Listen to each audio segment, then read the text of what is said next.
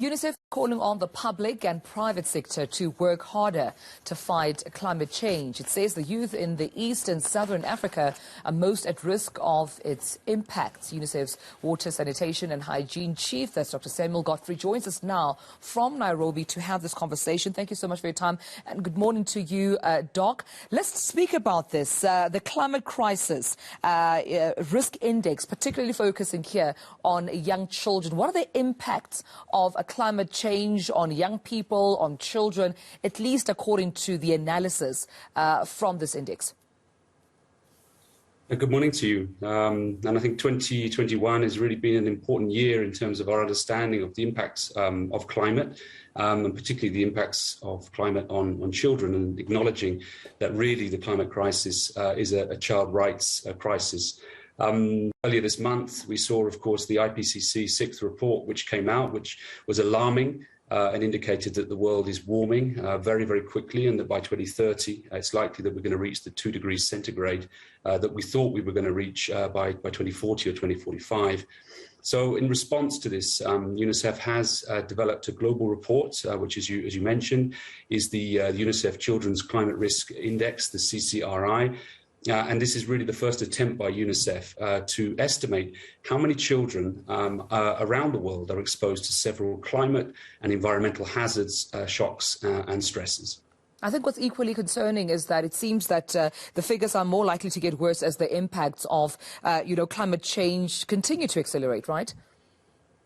That's right. The CCRI report really is an attempt to combine sort of two factors. One is the exposure of children to climate and environmental hazards. And the second is really child vulnerability. And of course, within our region of East and Southern Africa, that's particularly pertinent.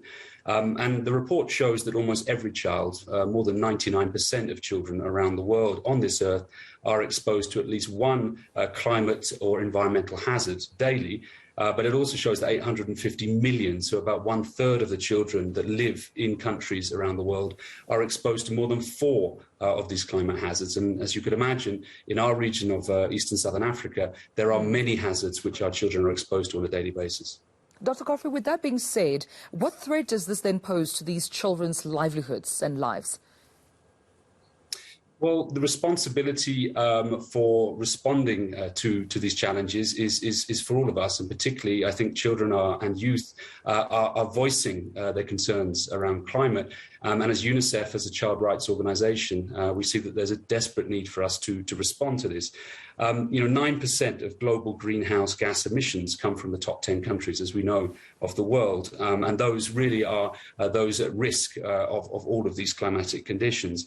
So what we really need to do as UNICEF is help respond, and we as a society respond to these challenges. And the first thing that is critical to this is to reorientate the global climate finance and make sure that more finance is being adapted to climate programming, as opposed to just climate mitigation programming, and ensure that things for children or programming for children are more practical.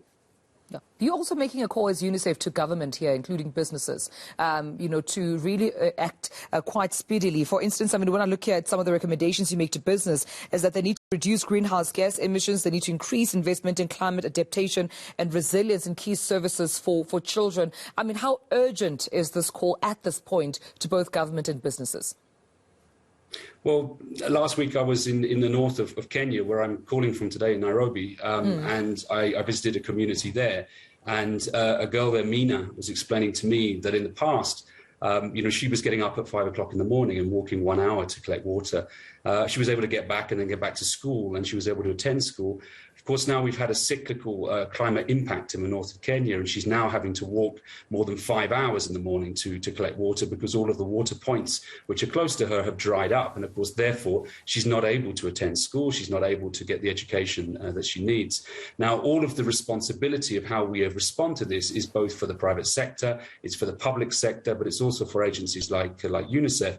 We need to come up with innovative solutions to these problems, such as, for example, using satellites to find water in drought-prone areas, or adapt the way that we deliver health and education services to children so it's more mobile and more flexible. It can respond to floods and droughts. But we also need to invest very much in low-carbon solutions. low-carbon solutions in terms of energy, but also low-carbon solutions in terms of transport, so that we are within the continent able to adapt to this climate crisis, which is really upon us now, and it's very, very evidently upon us at this moment. It's a real challenge for us. Yeah, a real call there as well to government. Hopefully they're listening, and thank you for highlighting this issue with us, Dr. Samuel Godfrey from Unicef. I appreciate your time this morning.